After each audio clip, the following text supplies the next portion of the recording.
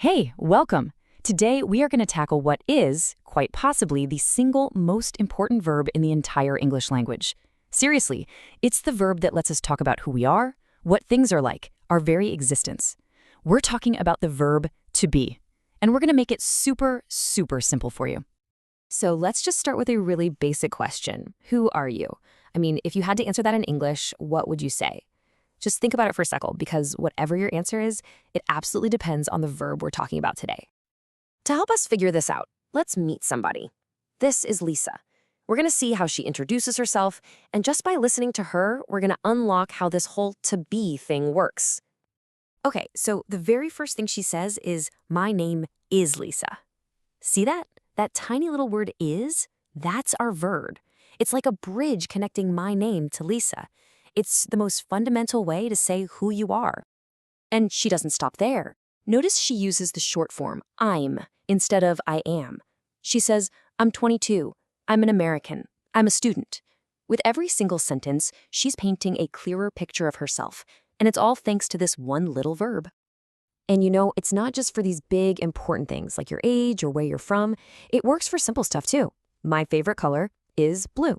That verb is just connects the thing, her favorite color, to a description of it. Blue. Simple as that. Okay, so we've already heard Lisa use is and am. These are actually two of the three main forms of our verb to be. So let's just lay them all out and look at the simple rules for when to use each one. All right, let's break this down. It's actually super easy. The verb just changes depending on who you're talking about. The rule never changes. I always goes with am. For a single person or thing, like he, she, or it, you use is. And for any group of people, or the word you, so we, you, they, you're going to use are. Let's just say it one more time to really let it sink in. I am, he is, we are. You get this down, and you basically built the foundation for everything else. Remember what Lisa said about her parents? My father is a doctor, and my mother is a journalist. So why is? Well, my father's just another way of saying he, and my mother is another way of saying she. See, it all comes back to that same simple rule. And what about are? Well, take a look at this sentence. Your keys are on the table. Why are? Because keys means more than one, right? It's a plural noun, so it works just like they. They are on the table. It's the same logic every single time. Okay, so telling people who you are is obviously super important. But, you know, sometimes it's just as important to tell them who you are not. So how do we do that? How do we make these sentences negative? Well, guess what? It's even easier than you think. I'm not kidding. It really is this easy. To make a sentence negative, you just find your verb, am, is, or are, and you pop the word not right after it. That's it. And the structure here is rock solid. It's always the same. First the subject, then the verb, then the word not. I am not. He is not. They are not. It never changes. Let's check back in with Lisa. She told us, I'm not married. She's defining a part of her life by saying what it isn't, which is just as useful as saying what it is. I am not married. And get this, it's not just for things that are permanent, like being married or being a student. It works for feelings and temporary states too. I'm afraid of dogs. That's a feeling she has. This verb is just incredibly flexible. All right, you've got the rules down. But if you really want to sound less like you're reading from a textbook and more like a real person, you need to master the art of this shortcut. And that means using contractions. So what on earth is a contraction?